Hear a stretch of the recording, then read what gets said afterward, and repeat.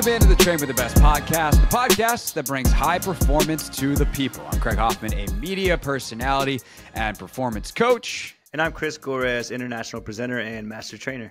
And today we're going to teach you how to be LeBron James. No, we're not going to teach you how to be LeBron James because LeBron James is one of a kind, but his training has been kind of bantied about in many circles after we got yet another peek inside of it on Starting Five, the Netflix show, which, by the way, very, very good. If you want to understand who some of the best athletes in the NBA are as people, highly recommend that show. They did a very, very good job with it. But, of course, anytime we get a peek into LeBron's training, people are like, oh, what's going on over there? What is he doing? Peek behind the curtain, because LeBron James is still one of the best players in the NBA at nearly age 40. I believe he turns 40 in December. Right. He is 22 years into his career. And on opening night, here he is, by the way, taking the court with his son. That's how long he has been around. And he is just jamming on people. So he's still very much got it. So, Chris, when you watch some of the training montages and heard his trainer, Mike Mancias, talk in the series, for better or for worse, what stuck out to you? Yeah. First of all, just going back to that night with him playing with Bronny, like if you would have imagined that night, like if you would have said, hey, an NBA player is going to play with his son, what you would have imagined is a vet who probably should have retired a couple of years ago, is way past his prime, hanging on, but they keep him around for a leadership role. They enjoy having his voice. They enjoy having his veteran leadership, and it can give him a few good minutes here and there on a night out. And then here comes his superstar son who's coming into the league, and that's how they would check in. This is the exact opposite, right? This is the exact opposite. You're talking about a guy who just was the undeniable leader of Team USA and led them to a gold medal match and the ultimate gold medal, and is still probably a top 10, maybe top 5 player in the league today at the age 39, 22nd season. Like, that's crazy. So for him to get to this point, we have to acknowledge that there's some physical talent there that you just have to be blessed with. So that's the number one thing that I see, right? It's like, hey, like, even in the show itself, like they show clips of his feet, which have become like this big, like ugly thing that nobody wants to see. That part. You can just kind of cover your eyes and listen to what they're saying and get the point. But that's not a foot of somebody that you would look at and be like, oh yeah, this person is probably going to be the most durable athlete of all time, right? He's probably going to change the game in terms of longevity, and he has. So everything that LeBron does really just goes against a lot of the things that we would say. There are some things that he does that I really like that I would encourage all people to do. He does eat well. He does take care of his body in terms of making sure that he goes to sleep when he's supposed to go to sleep. He gets his naps in. He gets to bed when it's time to get to bed. And that, I think, is something that people really underestimate.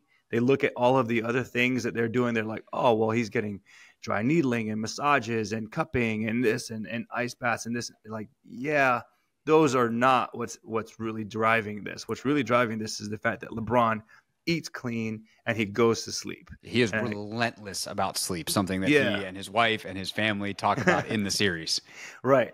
So I got to give kudos to him. I would say that is the biggest probably factor that I could point to, that, hey, if we're going to try to emulate anything, try to emulate that if you can.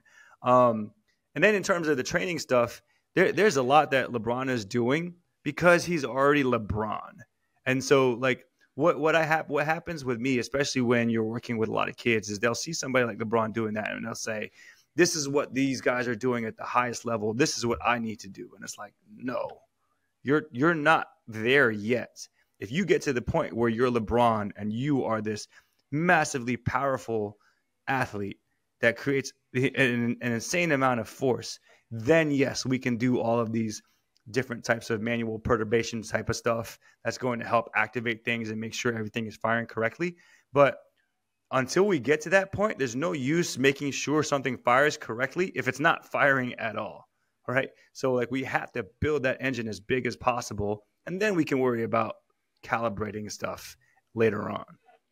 Yeah, I mean, I guess my only thing is sometimes we say that too much, in my opinion, because clearly, like, dude's doing something right. And he's done a lot of stuff right to get there. And that's actually something that I'm really excited to talk about next week with our guest. Meg Jacoby, the reigning world champion in high rocks, is going to join us. And I've been really impressed with Meg's training. And one of the things I want to talk to her about is like how much of what she's doing now is because she made some other decisions maybe earlier and built up perhaps a running volume that allows her to run a little bit less than some others in her sport do now, where she focuses on, she's doing a lot more speed and power work and high end strength work, but she has her engine built up. And I think that like combination of longevity and then specificity at the end of some longevity, like at what point do you kind of cross that threshold? In some ways it's a long, slow crossover, adding a little bit more of certain things, taking away a little bit more certain things because you have that banked. But it also at the same time, like LeBron James is going to do what's optimal, and he's got all the resources in the world. And if he's doing X, Y, and Z, it's really hard for me to be convinced on just a pure logic level that X, Y, and Z aren't the best things to do. Yeah. So let me clarify that. One, I don't think that we get the full behind the curtain, right? Like, I don't think that LeBron is showing everything that he does. So I would be very, very surprised if everything that we're seeing is everything that he does, right? So there are probably other days when he's getting in there and he is moving some weight, or he is moving super fast, or maybe he's just getting those movements in game-like scenarios, and he's just working on his basketball game, which would make a whole lot of sense, right? So there are going to be intense efforts that you're just not going to see that isn't recorded or isn't published on air, right? And that's something that we have to acknowledge, right? For instance, in the series, we see Jason Tatum deadlifting 405. Yes. And like, obviously, clearly, that's probably somewhere in LeBron's program as well. A deadlift of some kind, a squat of some kind. Right. And I would guess to say that LeBron is the type of person that would just probably keep that part to himself because he doesn't want to make it about that. And they'll be like, oh, well, LeBron, how much do you bench? And, like, I know, I from what I do know, I know that he wouldn't want to be in that type of conversation, right? So that stuff is happening, whether we see it or we don't see it, right? And then going to the fact, like, of we can't get into the advanced calculus before we learn multiplication and division, right? So if I'm taking somebody from addition and subtraction, if I'm taking a young athlete, a high school level athlete, a novice level athlete who wants to get into high rocks, the first thing I got to do is push them to their limit, right? And find out how strong they can absolutely be, how fast they can absolutely be, how far they can go. And then once we get to that point and we're comfortable getting to that zone or getting into that phase, then we can start to back off a little bit and be like, okay, let's tailor this a little bit more and be a little bit more precise. So in the beginning, yeah, it is going to be a little bit sloppy because we have to push. And then as you start to learn more about the athlete, as the athlete starts to learn more about themselves, then we can start to tailor it and be like, hey, I can get that burn now, and I don't need to do a million different reps. I know what works for me. I know the things that get my muscles activated. I know the things that get me going. I know how to empty my tank as well in 3 to 5 reps instead of having to do it in 10 to 15 reps. Yeah. The other thing you said earlier that I think is worth maybe double clicking on or maybe even reframing is you talked about, we got to get these things firing. And I can't remember exactly how you said it. Oh, you said if they don't fire in the first place. And I think it's that. Obviously, if you have some kind of movement deficiency or energy leak or firing pattern issue where something is not doing its job, that is something that's worth fixing. But it's also, it's not worth activating if it's not worth firing. Like let's spend some time building up a more powerful engine before we worry about whatever fine tuning that we need to do. Like it's got to actually have the horsepower. And I think that's the biggest thing with especially young athletes, right? It's one thing when someone's been doing it for a while or you get to even the college level and certainly at the professional level, talk about elite athletes, the highest of high performance is they've gone through the big building up over time of strength and power. And, there's just a maturity of aging with, your body, you add more weight, you can take on more and accumulation in nature meeting nurture. And I think if we're talking about like high school level athletes, you're just trying to see how much a bigger engine that you can build for them, or stronger muscles that you can build for them, because fine tuning, a 96cc engine is not going to be the different or the same as hey, maybe this needs to go in for a little baby repair, but Right. it's a Harley or whatever, pick some big, powerful, loud bike. That big bike's going to win the race over the moped that pulls up next to it going me, which is my sound effect for a teenager. That's right. The other thing too, as we've learned so well over the last couple of years during our partnership with Momentous, and we had the topic of collagen supplementation. Well, when do you need to supplement with collagen? Do you need to do it when you're 16, 17 years old? No, your body produces it, right? We don't need to take it then. I need to take it now. You need to take it now, and that's going to help us, right? But when you're 16, 17 years old, you produce collagen. You also produce a heck of a lot more testosterone during those ages than you do now. So your training should match what's happening with your body at that time, right? Like, I would not do these things with high school athletes, because now is the time to take advantage of the most testosterone that your body is ever going to produce. So let's get as strong as we freaking can. And then when you're 39, 30, 38, 39, 40 years old, and we need to calibrate stuff, then let's calibrate it then, right? But like, why are we fixing deadlift form at 50 pounds? Let's get you to 200 pounds, and then we can start worrying about what the form looks like.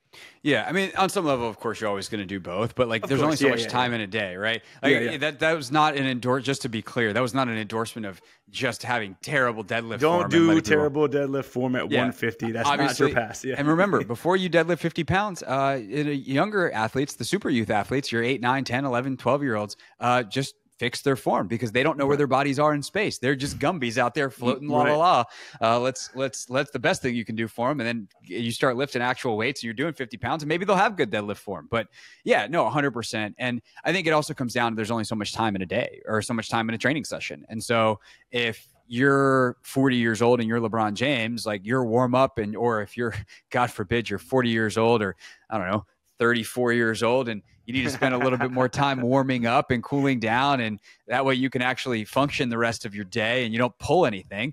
You're going to have to spend a little more time doing that stuff, that fine tuning, than a 22-year-old who walks into the gym and is like, all right, let's go, drinks a Coke, and then goes and deadlifts 300 pounds. Lucky little suckers. Sounds a little bit like Marcelo. Yeah. So I think that is some of it too, right? There's just a logistic of what is the body doing? How much time do I have? What's the best way to use that time? And in some ways that's always the discussions, and in that way it's very generic. But I do think that, like, kind of understanding where you are and your timeline and what your goals are more specifically can help you shape your sessions or your client sessions in a way that is most beneficial to them, and ultimately decide, like, how do I get the most bang for my buck? Because if I have a strength, I mean, we always joke about this with you, like, you squat twice a year and you can still squat 315. You might hurt for a couple of days afterwards because you don't do it very often, but like, that strength reservoir is there, versus a kid who needs to build up their strength reservoir. It's because you did it all them years ago when you were playing football, and in your younger days where you put a lot of weight on the bar and let it rip. Yeah.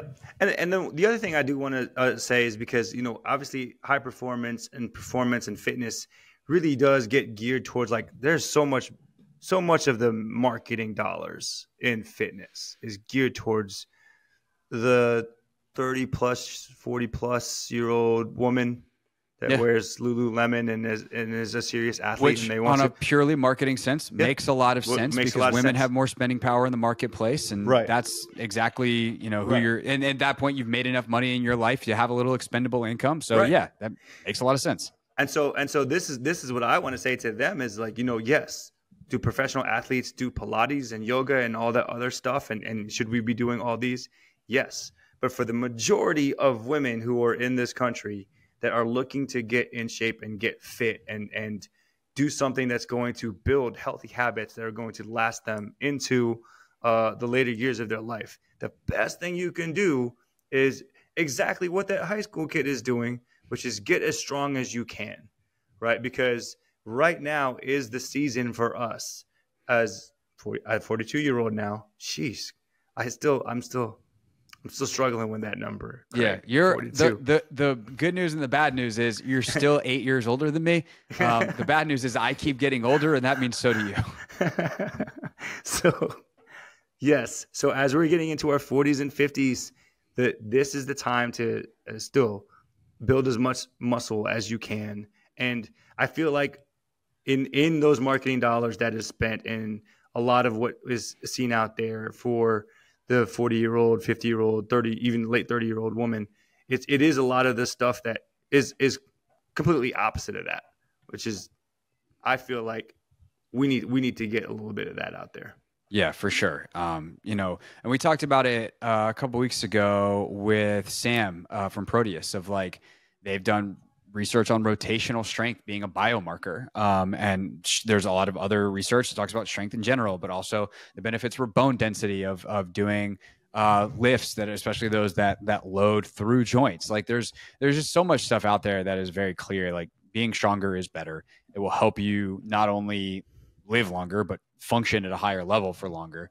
And so, high performance is one thing, but just longevity of life and a lot of the goals wind up being achieved in the same way. So I think that's a great point to wrap on. All right, next week, Meg Jacoby is going to join us. She is the reigning High Rocks world champion. I'm a big fan of Meg. She's a very, very real person.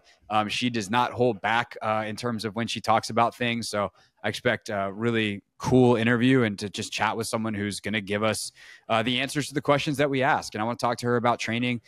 She puts together some coaching stuff too. So I'm curious how she thinks about certain things for her clients. And, one of the things that we've talked about, Chris, including in this show, like the way she trains herself versus the way that she's offering programs for others. So we'll get into all of it with Meg Jacoby next week here on the Train with the Best podcast. In the meantime, follow Chris on Instagram at Trainer Gores. I'm at Craig_Hoffman, and we're at Train with the Best 21. And we will see you next time here on Train with the Best.